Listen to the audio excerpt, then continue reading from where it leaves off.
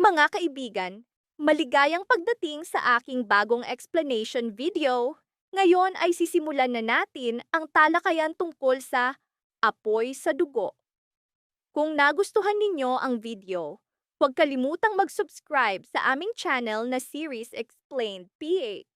Para sa mga nanonood mula sa Facebook, ang link ng aming YouTube channel ay nasa video description.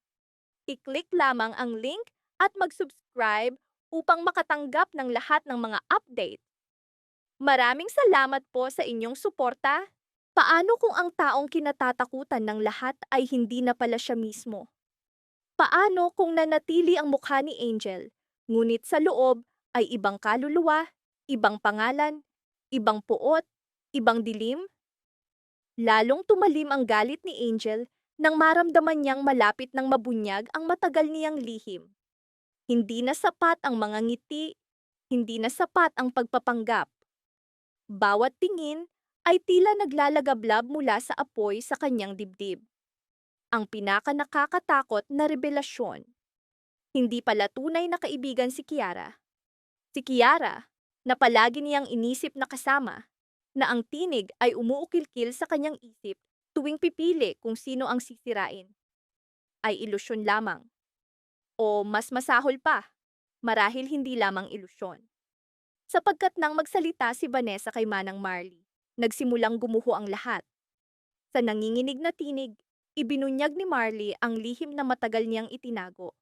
Matagal nang wala si Angel.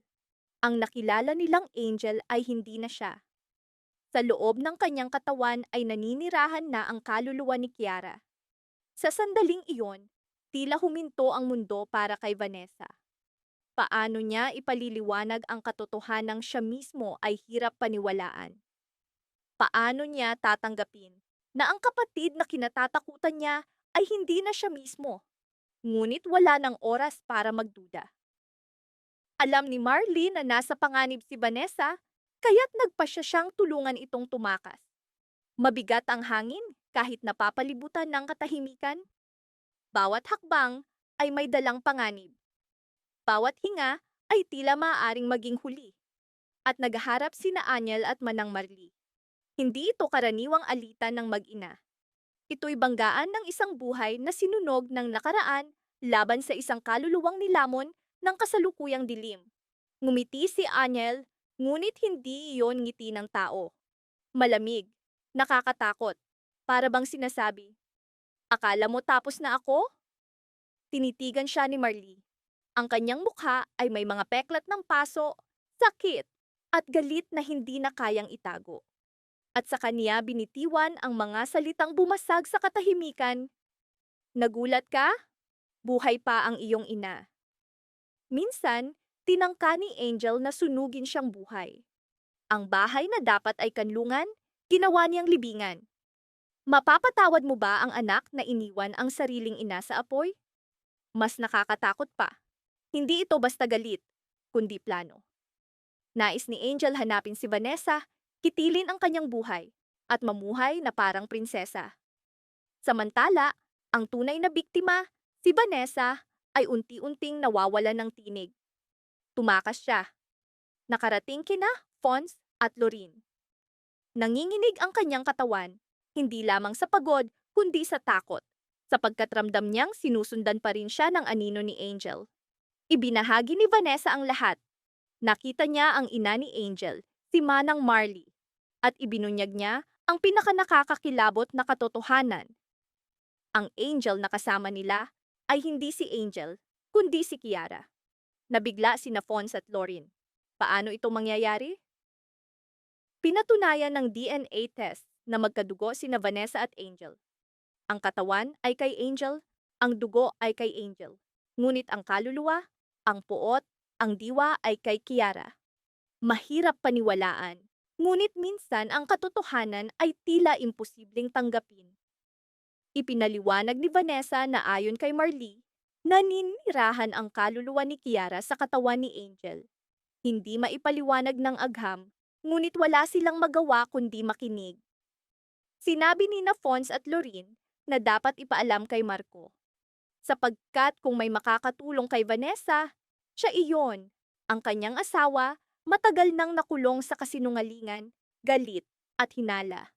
Ngunit ang takot ni Vanessa ay hindi para sa sarili, kundi para kay Mikay.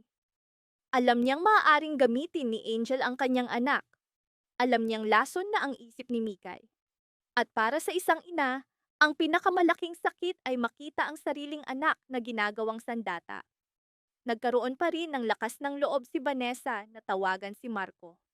Sa kabilang linya, sinubukan niyang panatilihing kalmado ang tinig, na para bang walang nangyari, na para bang hindi siya tumatakas, na para bang hindi siya nilalamon ng takot. Nabigla si Marco nang marinig ang kanyang tinig. Lumayo siya kay Madam Sylvia at nakipag-usap ng pribado kay Vanessa. At doon, isang bagong pintuan ng katotohanan ang bumukas. Ibinunyag ni Vanessa ang matagal na niyang lihim. Hindi siya baliw, hindi siya nawala ng kontrol. Nagpanggap lamang siya. Lahat ng iyon ay ginawa niya upang matuklasan kung sino ang tunay na pumatay kay Luigi at kung sino ang sangkot sa pagkamatay ni Carlito, ang ama ni Marco. At sa pinakamadilim na sulok ng kanyang puso, iisang pangalan ang paulit-ulit na bumabalik. Si Angel. Ngunit hindi pa alam ni Marco na ang pangalang iyon ang simula ng mas malalim na bangungot. Nang sabihin ni Vanessa kung saan sila magkikita, hindi nag-atubili si Marco. Puno ng takot ang dibdib ni Vanessa, ngunit mas matindi ang pananabik na makita ang kanyang asawa. Bawat sandali ay nararamdaman niyang may dakilang katotohanan na matagal nang itinago kay Marco. Sa wakas, nang magkaharap sila, hindi na napigilan ni Vanessa ang sarili. Vanessa, mahigpit niyang niyakap si Marco na para bang iyon lamang ang ligtas na kanlungan sa mundo. Ngunit kahit nasa bisig niya, hindi nawala ang bigat sa kanyang dibdib, sapagkat alam niyang ang susunod na mga salita ay maaaring magbago ng takbo ng kanilang buhay. Dahan-dahan, inamin ni Vanessa ang lahat. Hindi siya baliw, hindi siya nawala ng katinuan. Nagpanggap siya upang maabot ang katotohanan. Nais niyang malaman kung sino ang pumatay kay Luigi at kung sino ang may kaugnayan sa pagkamatay ni Carlito. At sa pinakamadilim na sulok ng kanyang isip, paulit-ulit na bumabalik ang pangalang Angel. Para kay Marco, hindi ito madaling tanggapin.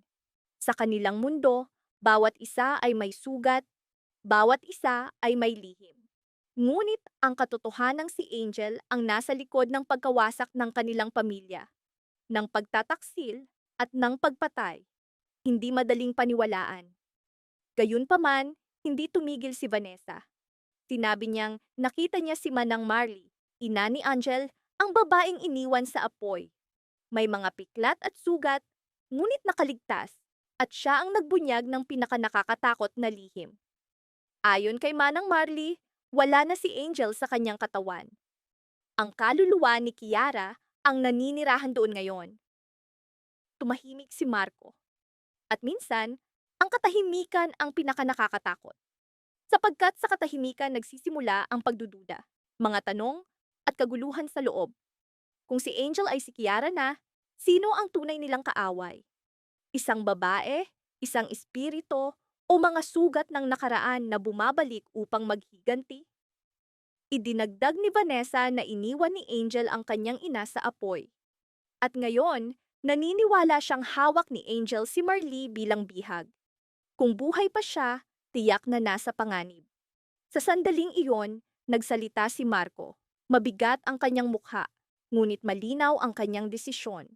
Sa ngayon, magpapanggap silang wala silang nalalaman. Sapagkat kung matuklasan ni Angel na natuklasan na nila ang katotohanan, lalo siyang magiging mapanganib. Maaaring masaktan si Mikay, maaaring tuluyang patahimikin si Marley. Alam ni Vanessa na tama si Marco. Kailangan nilang lumaban, ngunit dahan-dahan. Sapagkat ang kanilang kaaway ay hindi ordinaryong tao. Marunong si Angel ngumiti habang nananakit, marunong umiyak habang nagsisinungaling, marunong magsuot ng maskara ng biktima habang may hawak na patalim. Sa harap ng katotohanang ito, tinanong ni Vanessa ang sarili. Handa ba siyang lumaban sa ganitong dilim? Sa isang puwersang nais sirain ang kanilang pamilya mula sa loob. Gaano kalayo kayang magsinungaling ng isang tao upang protektahan ang sarili? At gaano kalayo kayang magpanggap ng isang ina upang mailigtas ang buhay ng kanyang anak? Habang unti-unting bumubuo ng plano sina Vanessa at Marco, lalo namang lumalalim ang dilim sa mundo ni Angel. Ramdam niyang may mali, na unti-unting nawawala ang kanyang kontrol. At para sa isang tulad niya, ang pagkawala ng kontrol ay katumbas ng kamatayan. Hindi siya sanay na may nakakatakas, hindi siya sanay na may nakakaalam ng kanyang mga lihim, at higit sa lahat, hindi siya sanay na may nakaligtas sa apoy na akala niya'y naging abo na. Ang mukha ni Manang Marley, ang kanyang tinig, ang kanyang mga tanong, lahat ay bumalik upang multuhin ang isip ni Angel. Nagkukunwari ang lahat na wala silang nalalaman, ngunit si Angel ay naghahanda. Bawat hakbang ay may dalang banta, sapagkat kung matuklasan niyang may nagtaksil sa kanya, muling sisiklab ang apoy. Sa sandaling iyon, tila nakatayo ang buong pamilya sa manipis na salamin. Isang maling salita, isang maling tingin, isang maling hakbang, at maaari silang mabasag sa pinakanakakatakot na katotohanan. Patuloy na nanginginig si Vanessa sa takot, ngunit hindi na siya ang marupok na babaeng madaling mabasag. Pitbit niya ang sakit, trauma, mga gabing walang tulog. Ngunit ngayon, ang takot na iyon ay naging kanyang lakas. Sapagkat kapag nasa panganib ang buhay ng anak, nagiging ibang nilalang ang isang ina. Siya'y nagiging tahimik na apoy.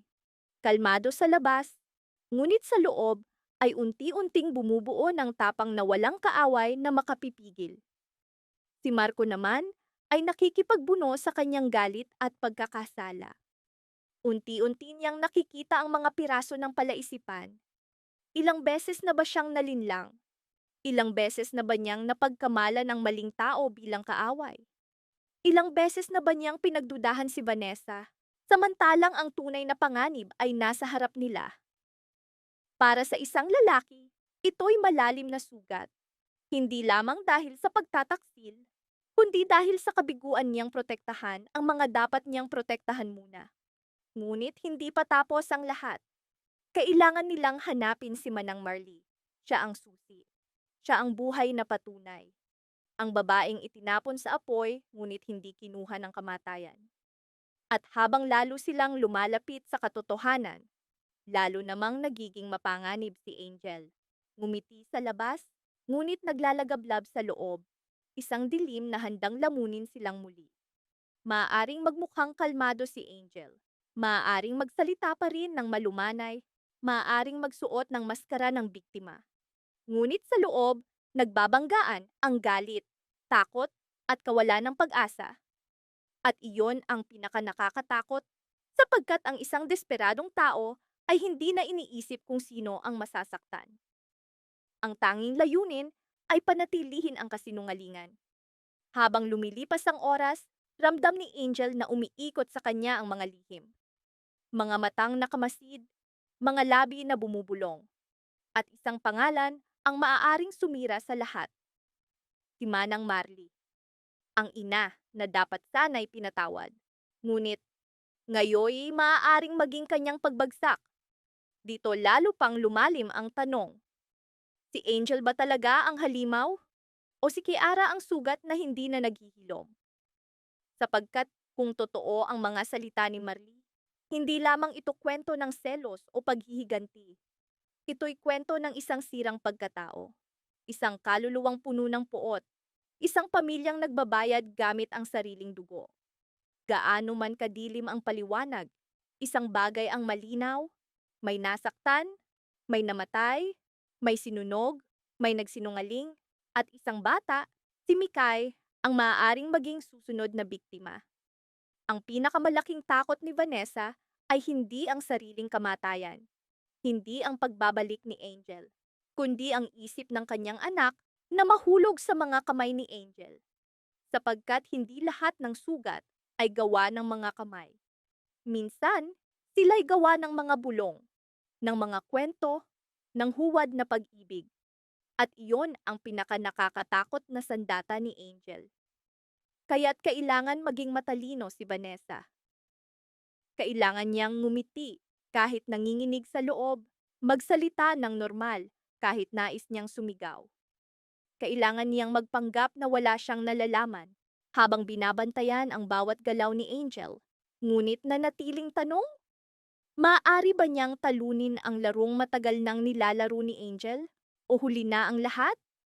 Sapagkat sa pinakamadilim na sulok ng kwentong ito, may nakatagong lihim pa rin. Ang akala nilang kontrolado ay maaaring may mas nakakatakot pang katotohanan. At habang bumubuo ng plano sina Vanessa at Marco, tila mabigat ang paghinga ng mundo sa paligid nila. Walang sigaw, ngunit puno ng tensyon. Walang putok ng baril, ngunit bawat dibdib ay tila may nakatutok na sandata. Ito ang buhay ng pamilya. Payapa sa labas, ngunit gumuho sa loob. Si Vanessa, sa kabila ng lahat, ay pinili pa ring lumaban. Para sa kanya, mas mahalaga ang anak, ang katotohanan, at ang hustisya kaysa sa sariling kaligtasan. Iyon ang lakas na ipinanganak sa isang babaeng paulit-ulit nang ibinagsak ngunit muling bumangon. Hindi siya naging bato, hindi namatay ang kanyang puso. Natutunan niya, ang luha ay hindi palaging kahinaan. At ang katahimikan ay hindi palaging pagsuko. Si Marco naman ay nakulong sa pagitan ng pagkakasala at galit. Unti-unting na-realize kung ilang beses na siyang nalinlang. Kung ilang beses na niyang napagkamalan ang maling tao bilang kaaway. Kung ilang beses na niyang pinagdudahan si Vanessa samantalang ang tunay na panganib ay nasa harap nila. Nais niyang protektahan si Vanessa, ibalik ang tiwalang minsan niyang winasak. Ngunit alam niyang hindi sapat ang pagsisisi. Kailangan niyang kumilos, mas maging maingat kaysa kay Angel mismo. Sapagkat isang maling hakbang ay maaaring magbunga ng kapahamakan kay Mikay. Samantala, lalo pang naging mapanganib si Angel. Ang taong sanay sa kontrol ay hindi basta-basta bumibitaw kapag ito'y nawawala. Lalaban siya upang muling makuha ito. Sisirain ang katotohanan, tatahimikin ang bawat tinig. Kung kinakailangan, muli niyang susunugin ang nakaraan. Para sa kanya, walang puwang ang katotohanan. Kailangang mabura ang alaala ni Manang Marley, maitago ang pangalan ni Kiara, at si Vanessa ang pinakamalaking hadlang.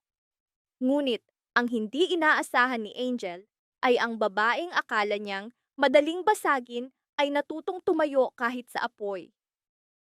Sina Vanessa at Marco ngayon ay may delikadong desisyon. Magpapanggap silang walang nalalaman. Maglalakad sa panganib na tila bulag. Hahayaan nilang isipin ni Angel na hawak pa rin niya ang kontrol. Ngunit sa likod ng katahimikan, may planong nabubuo. At sa bawat plano, may bagong panganib. Paano kung mas mauna si Angel na makaramdam? Paano kung hindi nila matagpuan si Manang Marley? Paano kung gamitin ni Angel si Mikay upang patahimikin si Vanessa? At paano kung ang katotohanang hinahanap nila ay mas masakit kaysa sa mga kasinungalingang matagal na nilang pinamuhay? Kaya't lalo pang lumalim ang mga tanong. Kung ikaw si Vanessa, ipagpapatuloy mo ba ang laban kahit alam mong maaaring tamaan ang iyong anak? Kung ikaw si Marco, paano mo muling bubuuin ang tiwalang minsan nang nawasak? At kung haharap ka kay Angel, paniniwalaan mo ba ang kanyang luha o mas matatakot ka sa kanyang ngiti? Sapagkat sa kwentong ito, walang ganap na inosente. Bawat isa ay may sugat, bawat isa ay may lihim. At ang pamilyang minsang pinag-isa ng dugo ay ngayoy naglalagablab sa apoy na hindi na kayang ikubli. Madalas, ang apoy sa loob ng isang pamilya ay hindi nagsisimula sa galit, kundi sa mga lihim na matagal nang ibinaon sa ilalim ng ugnayan ng dugo. Maraming salamat sa panonood ng buong video. Para mapanood ang susunod na episode explanation, huwag kalimutang mag-subscribe sa Series Explained PH channel.